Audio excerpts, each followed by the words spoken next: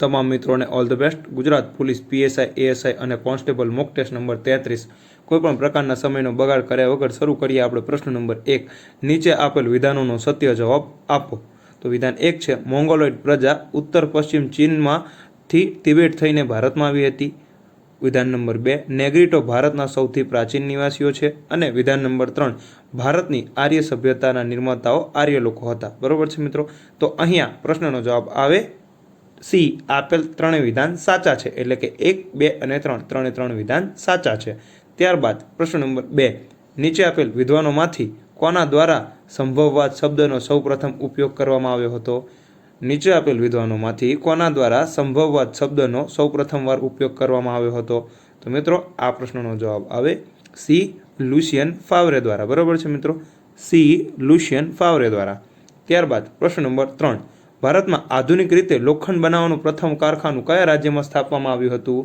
ભારતમાં આધુનિક રીતે લોખંડ બનાવવાનું પ્રથમ કારખાનું કયા રાજ્યમાં સ્થાપવામાં આવ્યું હતું। તો મિત્રો તેનો જવાબ આવે ડી તામિલનાડુમાં। બરોબર છે, અને તામિલનાડુમાં પોર્ટો નોવામાં આ કારખાનું સ્થાપવામાં આવ્યું હતું। મિત્રો જો તમે અમારી ચેનલ ઉપર નવા હોય તો અમારી ચેનલને સબસ્ક્રાઇબ જરૂરથી કરી લેજો, કારણ કે અહીંયા ડેલી બેસિસ ઉપર GCERT અને NCERT બેઝ મોક ટેસ્ટ લેવામાં આવે છે। ત્યારબાદ હવે આપણે જોઈએ પ્રશ્ન નંબર 4। નીચે આપેલી માહિતી અનુસાર જવાબ આપો। બરોબર છે, ડાંગર અને ઘઉં પછી વિશ્વમાં સૌથી વધુ વાવેતર થાય છે। ડુંગરાળ વિસ્તારમાં વધુ થાય છે। 50 થી 100 સેમીનો વરસાદ જુએ છે। 21 સેલ્સિયસથી 27 સેલ્સિયસ તાપમાન અનુકૂળ ગણાય છે।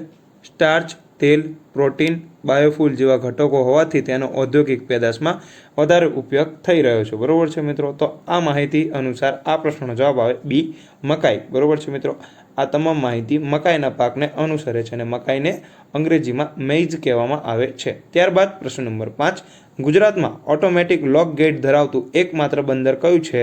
ગુજરાતમાં ઓટોમેટિક લોક ગેટ ધરાવતું એકમાત્ર બંદર કયું છે। તો મિત્રો તેનો જવાબ આવે બી ભાવનગર બંદર। બરોબર છે મિત્રો, ભાવનગર બંદર ગુજરાતમાં ઓટોમેટિક લોક ગેટ ધરાવતું એકમાત્ર બંદર છે। ત્યારબાદ પ્રશ્ન નંબર 6 ભૂકંપ કેન્દ્ર પૃથ્વી સપાટીથી આશરે કેટલા કિમી વચ્ચેના સ્તરમાં હોય છે તે જવાબ આપો। ભૂકંપ કેન્દ્ર પૃથ્વી સપાટીથી આશરે કેટલા કિમી વચ્ચેના સ્તરમાં હોય છે તે જવાબ આપો। તો મિત્રો આ પ્રશ્નનો જવાબ આવે એ 700 કિલોમીટર। બરોબર છે મિત્રો, ભૂકંપ કેન્દ્ર પૃથ્વી સપાટીથી આશરે 700 કિમી વચ્ચેના સ્તરમાં હોય છે। ત્યારબાદ હવે આપણે જોઈશું પ્રશ્ન નંબર 7। નીચે આપેલી માહિતી પરથી ખજુરાહો મંદિર વિશેના સત્ય વિધાન જણાવો। તો વિધાન નંબર 1 મધ્યપ્રદેશના છતરપુર જિલ્લામાં મંદિર આવેલું છે।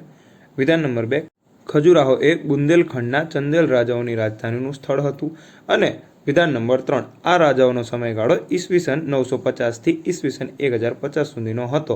બરોબર છે, તો આ પ્રશ્નનો જવાબ આવે ડી આપેલ તમામ વિધાન સત્ય છે। બરોબર છે મિત્રો, અહીંયા ખજુરાહો મંદિર વિશે આપેલા તમામે તમામ વિધાન સત્ય છે। ત્યારબાદ પ્રશ્ન નંબર 8 નીચેનામાંથી નેત્રંગ તાલુકો કયા જિલ્લામાં આવેલ છે તે જણાવો। નેત્રંગ તાલુકો કયા જિલ્લામાં આવેલ છે તે જણાવો। તો મિત્રો આ પ્રશ્નનો જવાબ આવે સી ભરૂચ જિલ્લામાં। બરોબર છે, નેત્રંગ તાલુકો ભરૂચ જિલ્લામાં આવેલો છે।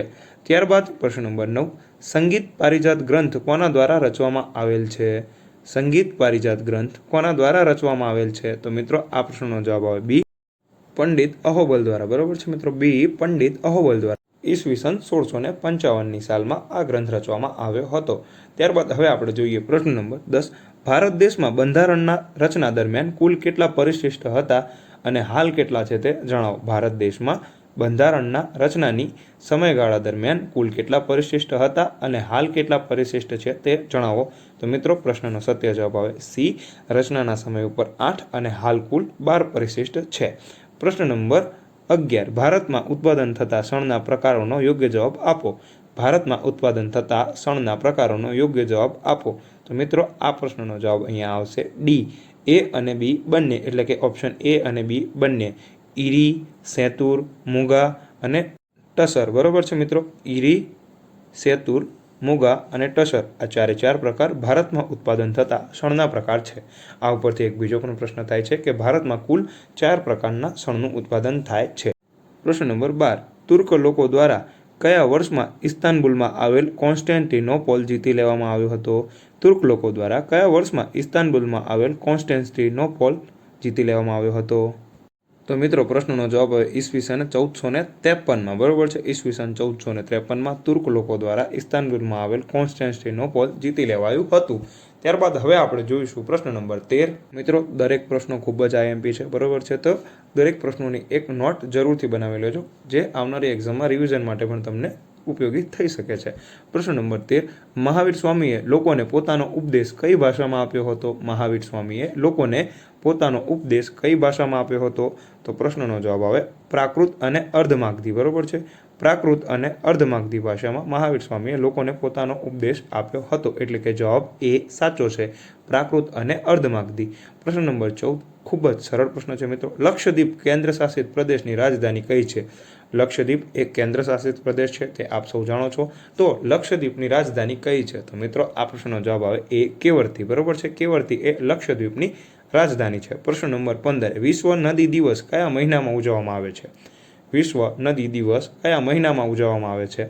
તો પ્રશ્નનો જવાબ આવે સી, સપ્ટેમ્બર મહિનામાં. અને સપ્ટેમ્બર મહિનાના છેલ્લા રવિવારે આ દિવસ ઉજવવામાં આવે છે, જેને વર્લ્ડ રિવર ડે તરીકે પણ ઓળખવામાં આવે છે. 2005થી સંયુક્ત રાષ્ટ્ર સંઘ દ્વારા આ દિવસની ઉજવણી કરવામાં આવે છે. પ્રશ્ન નંબર 16. નીચે આપેલ માહિતી કયા ગ્રહની છે તે જણાવો. નીચે આપેલ માહિતી કયા ગ્રહની છે તે જણાવો. સૂર્યથી સરેરાશ અંતર 1082 લાખ કિલોમીટર, પરિક્રમણ સમય 225 દિવસ અને ધરીભ્રમણ સમય 243 દિવસ. તો આ માહિતી કયા ગ્રહની છે? તો મિત્રો અહીંયા પ્રશ્નનો જવાબ આવે સી, શુક્ર ગ્રહની. ત્યારબાદ પ્રશ્ન નંબર 17. લોથલ અમદાવાદ જિલ્લાના ધોળકા ખાતે કઈ નદીના કિનારે આવેલ છે તે જણાવો. ખૂબ જ સરળ પ્રશ્ન છે મિત્રો. લોથલ અમદાવાદ જિલ્લાના ધોળકા ખાતે કઈ નદીના કિનારે આવેલ છે તે જણાવો. તો આપ સૌ જાણો છો કે બી, ભોગાવો નદીના કિનારે આવેલું છે. પ્રશ્ન નંબર 18. મૌર્ય સામ્રાજ્યમાં પાટલીપુત્ર ખાતે કયા રાજાના શાસનકાળમાં ત્રીજી બૌદ્ધ પરિષદ બોલાવવામાં આવી હતી? મૌર્ય સામ્રાજ્યમાં પાટલીપુત્ર ખાતે કયા રાજાના શાસનકાળમાં ત્રીજી બૌદ્ધ પરિષદ બોલાવવામાં આવી હતી તે જણાવો.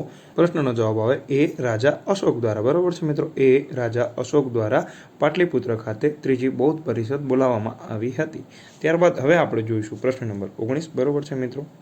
નીચેના જોડકા યોગ્ય રીતે જોડો અને જવાબ આપો બરોબર છે મિત્રો. અહીંયા એક તરફ ગ્રહ આપવામાં આવેલ છે અને બીજી તરફ તે ગ્રહોના ઉપગ્રહોની સંખ્યા આપવામાં આવેલ છે બરોબર છે મિત્રો.